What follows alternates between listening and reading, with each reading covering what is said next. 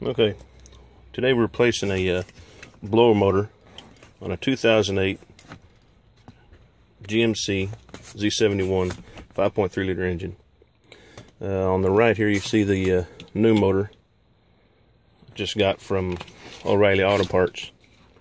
On the left is the motor that I just took out from underneath the dash.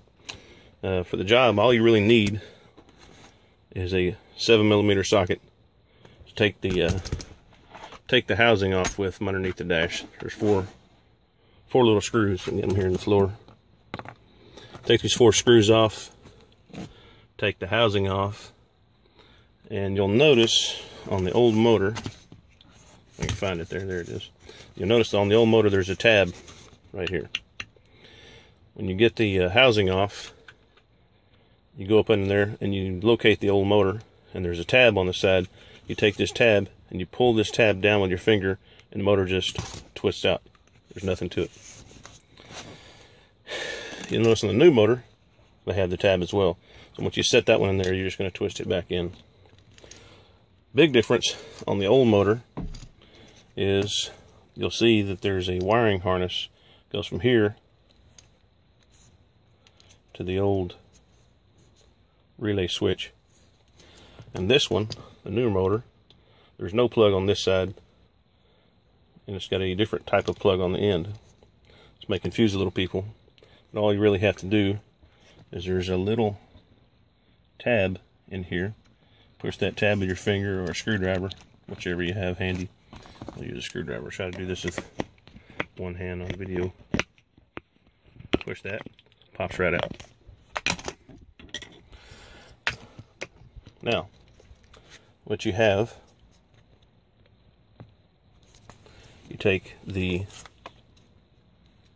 old plug. I apologize for being shaky. I'm trying to do this with one hand. Take the old plug, plug it in here.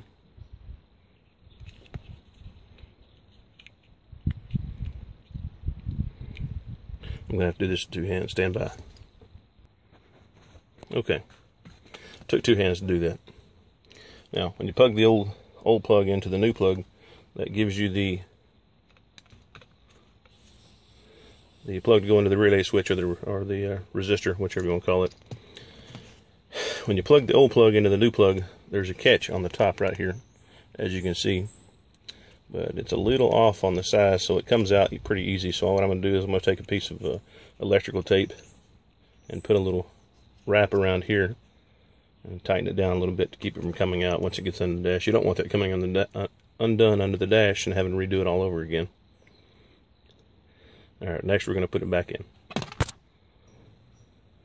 Alright. Hope this focuses. I went ahead and put 3 strands of electrical tape around this plug to, first of all, hold this tab down, but also kind of create somewhat of a little seal in there to keep any potential moisture out.